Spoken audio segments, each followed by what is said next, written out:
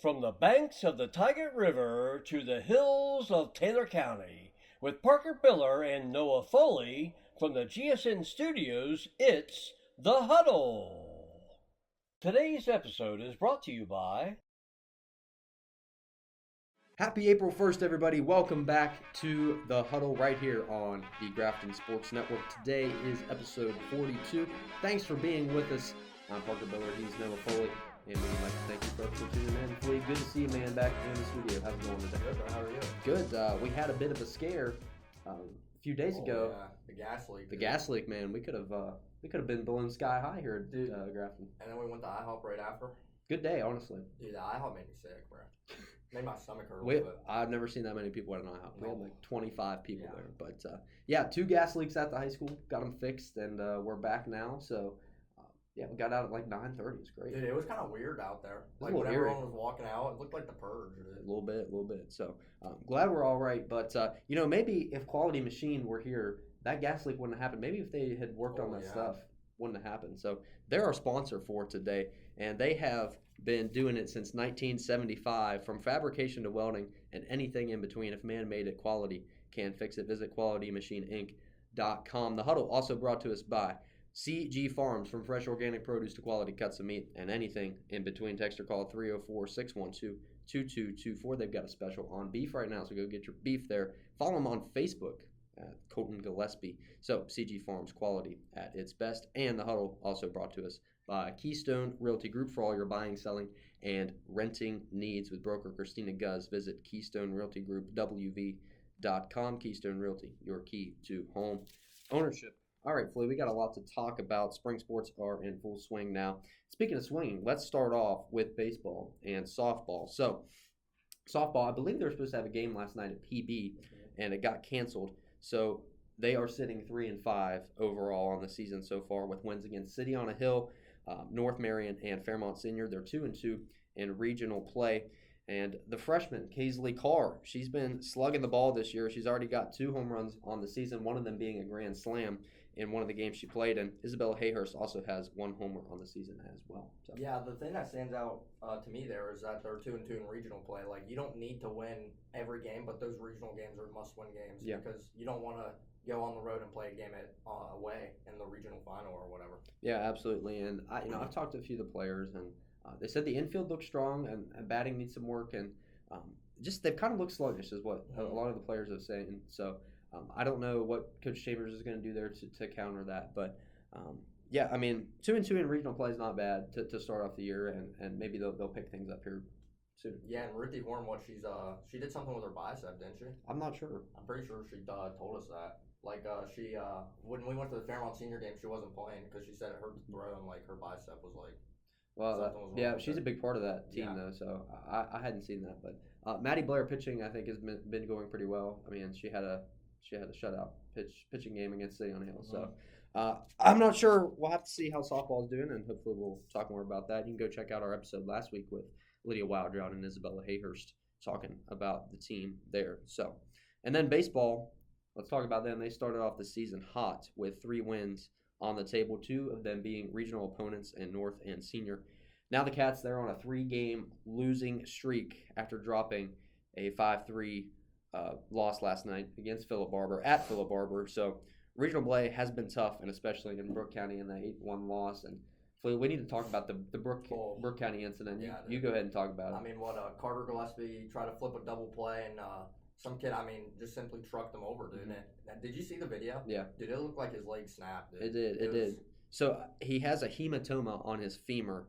He should return next week, but basically what that did is there was so much blunt trauma to that area of the body. It paralyzed his leg, and I think it stopped the blood flow. Oh my! And I think that's what happened. So he's gonna be all right. But there was a kind of a scruffle between the coaches. Not really a fight. People got thrown out. It was a whole big thing. So you hate to see that in high school sports and in any case really. But just an incident that could have been avoided pretty easily. And I think the SSAC and Brooke County have taken some action there against some of those students. So yeah, we'll keep you updated on any information coming that way. But definitely a terrible thing to see happen. You never like to see that in high school sports. Yeah, and it's not football; it's baseball. Yeah, so exactly. We don't need to be trucking people over. But hopefully they can bounce back at home tomorrow night as they take on Preston County. We're going to be broadcasting that game live on the Grafton Bearcats YouTube channel, so check that out. Game starts at 5:30. We'll probably start pregame around 5 o'clock. So yeah, I'm excited for that. Let's talk about track and field, Flea. Yeah, they got their season kicked off last week at the Craig Keller Invitational in Doddridge County with a third place team finish, both boys and girls. Yeah. That's really solid, man. Yeah, they did really good. So let's take a look here at top finishers in the girls department. The first place in the 800 meter, Kiara Spring. That was a PR for her. Addison Soul in the 1600 and then the shuttle hurdles relay got first as well. And Reese Lambert got first in discus. In third place for the girls, Lauren Worth PR'd in the 100 meter hurdles. And then the 4x4 relay, and then the 4x8 relay. And then for the boys, first place in the 200 meter, Jackson Hall. In the 3200, Colson Annan PR'd there. And the 4x4 relay team that has been, they were state champions last year, weren't they? I think they were maybe state champions or runner-ups. Yeah. State or runner-up. I'm not sure there, but yeah. So they're doing good, and they've retained some of their players as well. Not players, runners. You know what I mean. But second place, Cam Gray, 400 meter PR'd in that, and then Chase Mayer in the 1600 meter, and then in third place, Jackson Hall in the 100 meter, and then Tyler Clem in the 300 meter hurdles. So the team is heading to John Marshall tomorrow for their next meet. PJ Luzzi, I talked with him yesterday too, and he said they're in AAA now for track and field. So kind of an interesting switch there. But he says iron sharpens iron, and he is ready to go at it. And this he says this team has just been super confident, and he's really happy with the way that they've been doing things and the positivity that they've been able to bring. So yeah, track and field's always been a good sport here at Grafton. So yeah, especially when you have Coach PJ and his abilities in the running department. He's such an inspirational guy. So yeah, excited to see what's going on there, and hopefully we'll get some track people on here soon. So Fleet, talk to me about tennis last night. First home meet. Yeah, man, we had a win against PB last night. All of us won. And then we won the other night against Notre Dame. All of us won. So we're the only losses we have is like against Parkersburg, and some people lost against Notre Dame, and I don't think anybody lost against. No, we have some losses against North Marion, but we're looking pretty solid right now. Yeah, that's good. I mean, head to Moorfield tonight. Oh, it's gonna be a long day. You have 3 back-to-back game days. Dude, yeah, we had Notre Dame Monday. Last night we had Philip Barber, and then Moorfield, and then Lincoln. That's 4 in a row. Dude. That's a rough schedule, but are you enjoying it? Yeah, it's fun, dude. That's amazing. I like it. That's good. We all like it. Oh, good. All right. So, all right, folks, we're going to take a quick break. Text line when we come back. Stay with us on the Huddle. When you are looking for your dream home, time is of the essence.